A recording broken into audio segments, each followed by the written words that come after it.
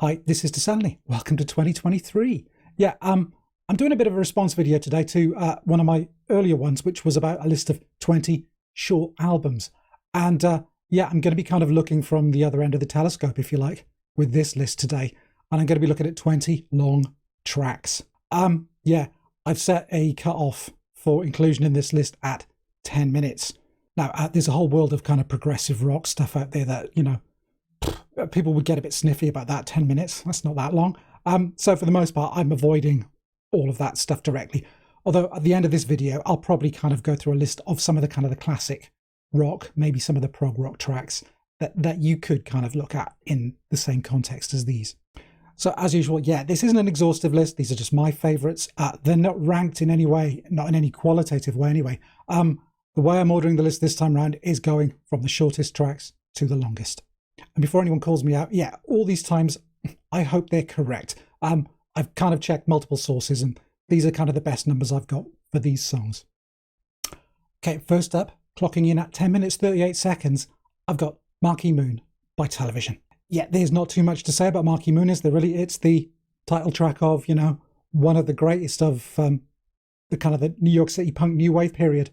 Tom Verlaine, Richard Lloyd's guitars, duking it out over 10 plus minutes. It's melodic, it's romantic, it's poetic even. It's a very influential song. The original LP issues of this had the track kind of cut out just shy of 10 minutes, but all the subsequent reissues have restored the track back to its, its full originally intended length. Okay, second up, clocking in at 10 minutes 46 seconds, I've got 3 Days by Jane's Addiction.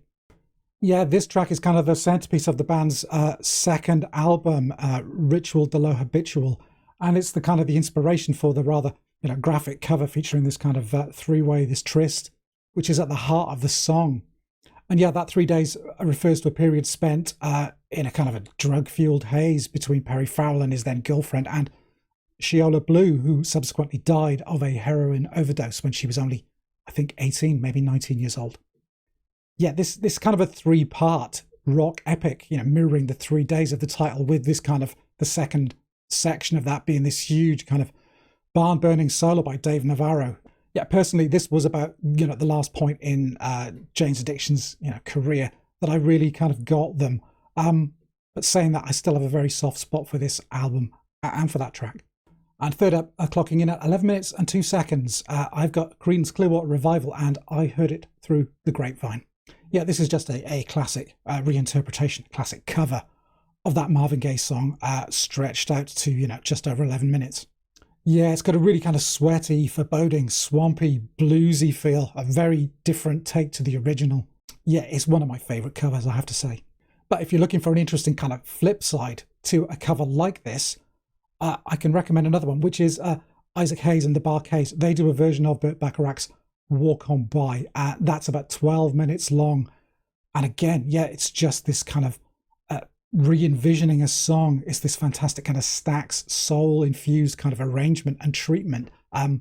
It's an amazing version of Walk On By. And fourth up, at 11 minutes and 55 seconds, I've got The Everyday World of Bodies by Rodan. This is probably the standout track from their debut and their only kind of studio album, which is Rusty, released in 1994. It's this kind of twisting, heaving, post-hardcore, post-rock maybe, masterpiece really of, tension and release. It goes from these calm kind of whispered sections from Jason Noble and Tara Jane O'Neill through to this kind of, bordering on screamo, this metallic kind of riffing sections. I think this track is the one that cements Rodan's place as being kind of the closest spiritual sonic kind of cousins to that Slint sound. They were also natives of Louisville. I think this is an astonishingly good track. And as I say, some of the other members of the band went on to be in other groups such as Shipping News, who I've covered before on one video in my 90s Overlooked Underheard series.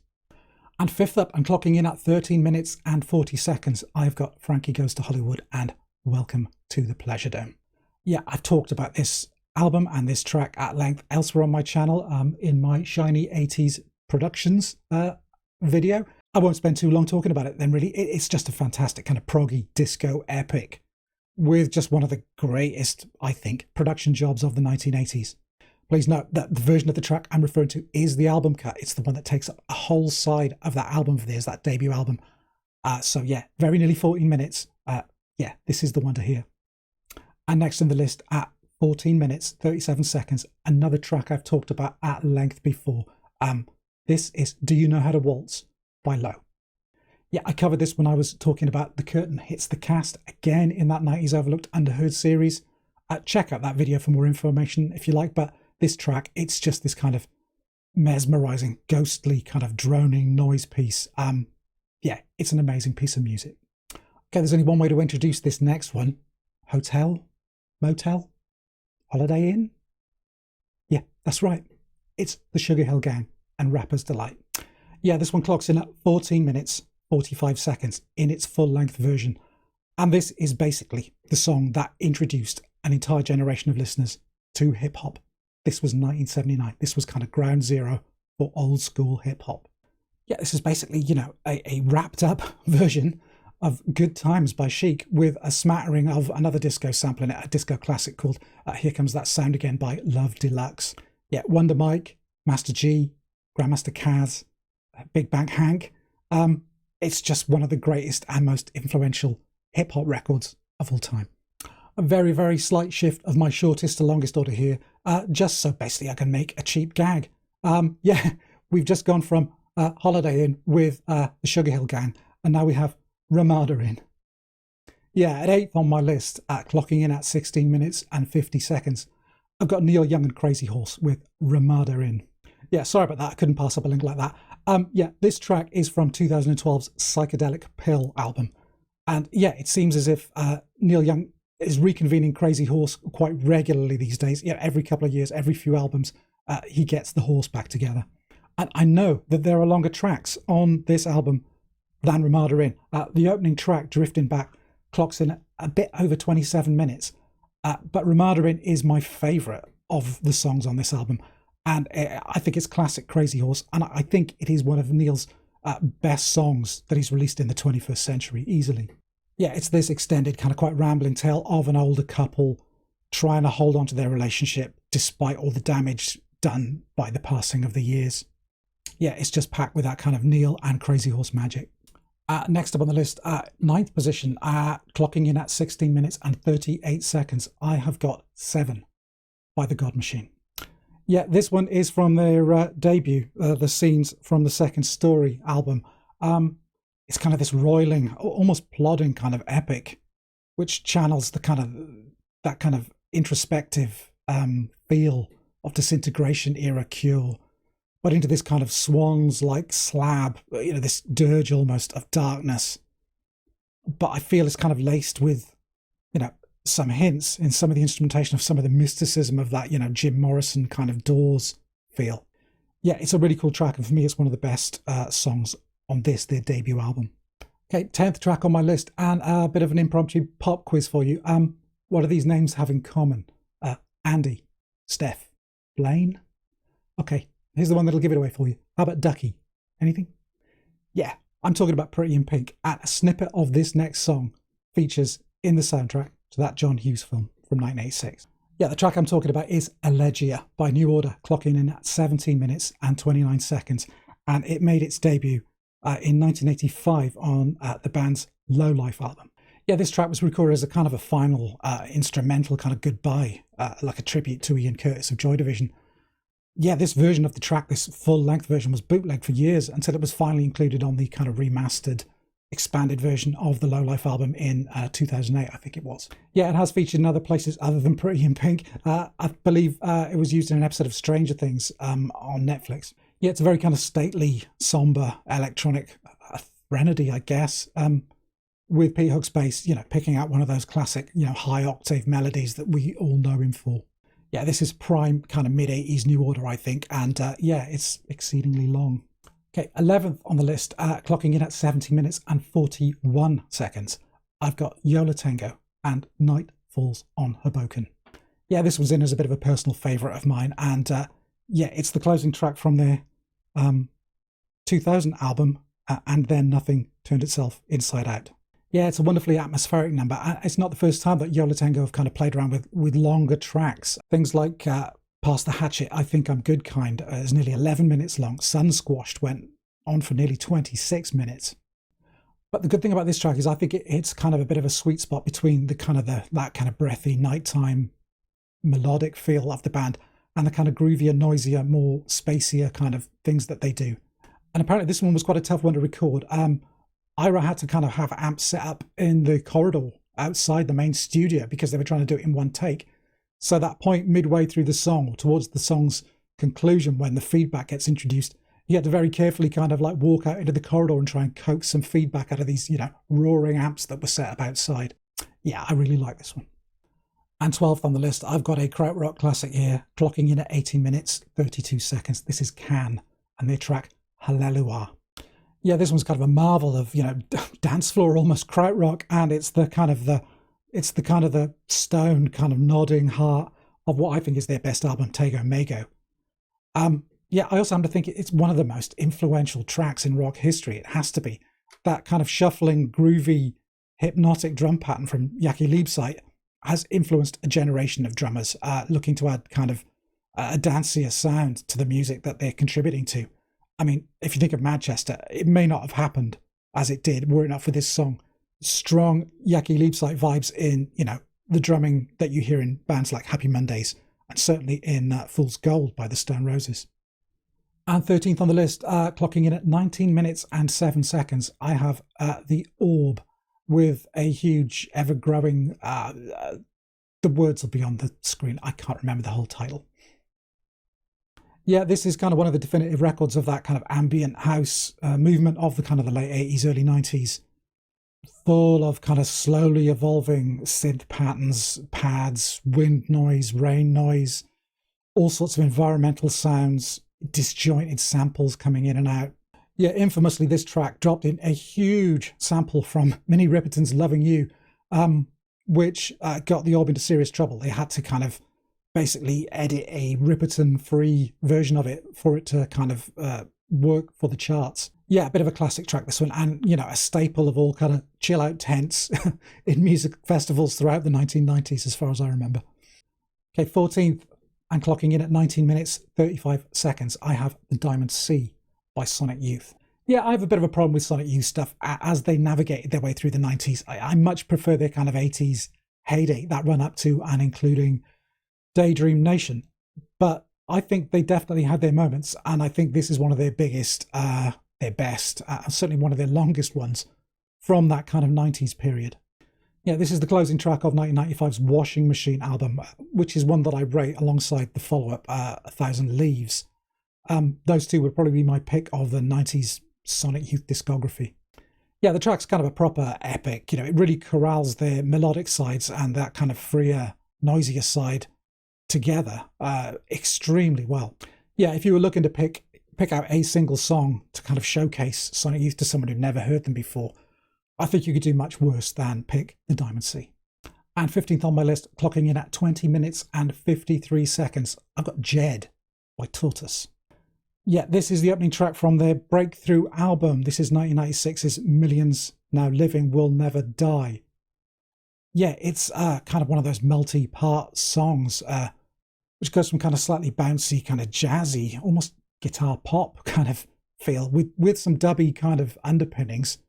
You get all these kind of twangy spy movie guitar lines and stuff. It goes into a more kind of motoric, more kind of krautrock, organ-led section. But then other interesting stuff happens. The organs drop out, electronics kick in. You get these kind of vibes, glockenspiel, xylophone. There's a brief kind of moment where the electronic percussion takes over completely. It feels as if the song is glitching out. You're getting all this kind of feeding back, kind of clipping sounds until the song kind of finally kind of comes back into a more melodic vibe towards the end.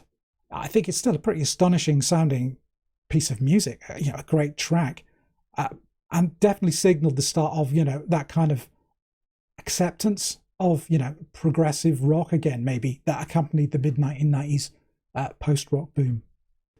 And 16th on my list, coming in at 21 minutes and 15 seconds, I've got Scum by Bark Psychosis.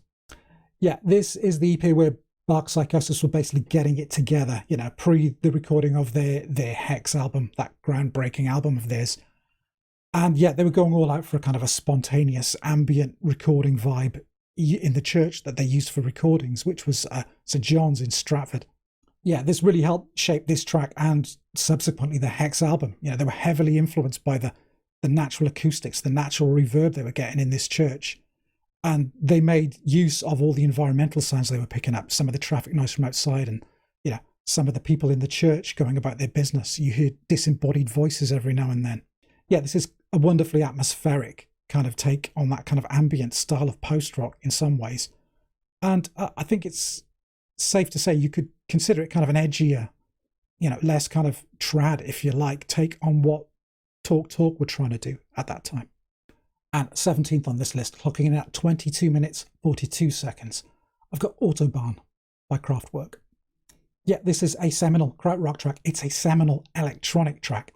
I genuinely think that Kraftwerk are on the same level as the Beatles with regards their influence on late 20th century music. And this track, Autobahn, is where I think for them as a band, their electronic side really finally clicked with what else they were doing in the lead up to that. And yeah, it just bore spectacular results. So in the 18th position on this list, clocking in at 34 minutes and 5 seconds, I've got Swans with Bring the Sun, Toussaint Louverture. Yeah, this track is from their 2014 album, To Be Kind. Yeah, it is big music, made with big ambition, portentous, maybe, but I mean, if you're setting out to make music this long, how else are you going to carry off 35 minutes without going at it with some very big ideas and just, you know, giving it everything? Yeah, this huge crashing opening, drum heavy opening section gives way to this almost wordless section of, you know, moaning and wailing and pleading from Michael Gira.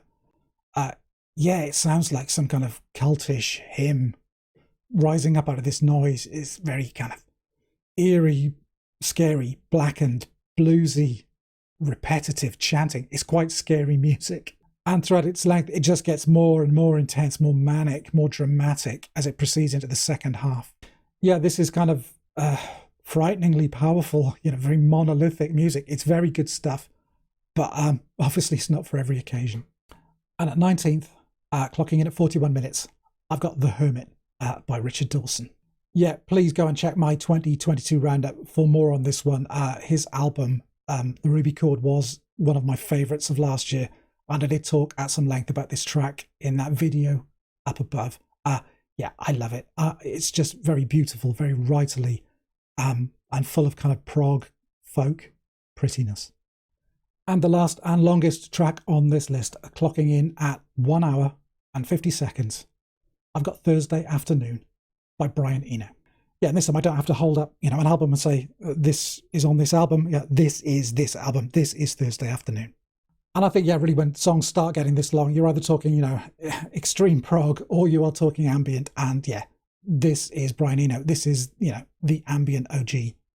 You're looking at, you know, very delicate, very gently evolving chords and note clusters, synthesizers, no beats whatsoever, just evolving very, very slowly over time. Yeah, this was created originally to accompany a kind of video art piece. Yeah, it's very beautiful music, and as Brian would have you listen to it, he's quite happy with it being background music to whatever you're doing. So yeah, just let it happen and enjoy it. So I said earlier I'd flash up some more classic or prog rock stuff that might fit into this category of longer tracks. These are the ones I didn't really want to spend too much time talking about, but you should see them kind of scrolling up the screen next to me. Yeah, there'll be some names in there you mentioned. I mean, Bowie's Station to Station's in there. There's some longer Dylan tracks as well. And yeah, some of the, you know, the usual prog suspects, King Crimson, Pink Floyd, Genesis. Yeah, some long music there for you for these long, dark winter nights. Yeah, I hope you're bearing up okay after the Christmas and New Year break. Anyway, yeah, that's it for this video. Yeah, please comment below if there are any tracks you think that you would like included in a list like this, or if you just want to talk about anything I've mentioned in the video. Oh, and as ever, likes, subscriptions, anything you want to send my way, very much appreciated. Okay, that's it. Come back, join me again, and we'll talk about something else musical. Bye for now.